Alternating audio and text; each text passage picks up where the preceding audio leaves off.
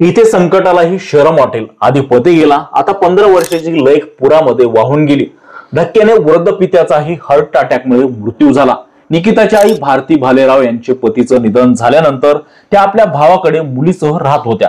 जळगाव जिल्ह्यात पाचोरा तालुक्यामध्ये झालेल्या ढगफुटीमुळे हिवरा नदीला आलेल्या पुरामध्ये वडगाव टेक या गावातील निकिता भालेराव ही 15 वर्षीय शाळकरी मुलगी वाहून जाऊन मरण पावलेली आहे. आपल्या मामी सरला खरे यांच्यासोबत दुपारच्या सुमारामध्ये निकिता ही कपडे धुण्यासाठी गेली होती. मात्र पाण्याचा अंदाज न आल्यानं निकिता पुरामध्ये वाहू लागता सोबत असलेल्या तिच्या मामी सरला खरे यांनी तिला वाचवण्याचा प्रयत्न केला. मात्र त्याही वाहू लागल्यानं त्यांनी आरडाओरड केली असता गावातील एक तरुण प्रकाश गायकवाड हा त्यांच्या मदतीसाठी आला. त्यांनी सरला खरे यांना वाचवण्यामध्ये यश मिळवले असले तरीही निकिता मात्र पाण्यात बुडाल्यानं तिला वाचवता आले नाही. 2 दिवसानंतर तिचा मृतदेह हा येरोळी शिवारामध्ये नदीपात्रात आढळून आला आहे. निकिताची आई भारती भालेराव यांचे पतीचं निधन झाल्यानंतर त्या आपल्या भावाकडे मुलगी निकिता भालेराव सह राहत होत्या. त्या लोकांकडे धुनी भांडे करून आपला उदरनिर्वाह करत होत्या.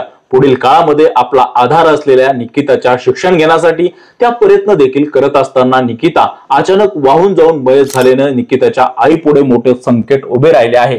एकीकडे निकिता वाहून गेल्याची माहिती मिळताच तिचे आजोबा शामराव खरे यांना मोठा धक्का सहन न झाल्यानं ते देखील हृदयविकाराच्या झटक्यानं मरण पावल्याने भालेराव आणि खरे परिवारावरती दुःखाचा डोंगर कोसळला आहे. या घटनेनंतर सरकारने आम्हाला मदत करावी अशी अपेक्षा निकिताच्या आईने आणि नातेवाईकांनी व्यक्त केली आहे. गेल्या काही दिवसापासून मराठवाड्यामध्ये पूर परिस्थिती निर्माण झाली. सगळ्या नद्यांना पूर आलेला आहे आणि यामध्ये शेतकऱ्याची शेत जमीन असेल, शेती पिके असतील, घरं असतील आणि त्यानंतर गुरे ढोरे जनावरे असतील, सगळं वाहून गेले. शेतकऱ्याचं स्वप्न उद्ध्वस्त झालंय.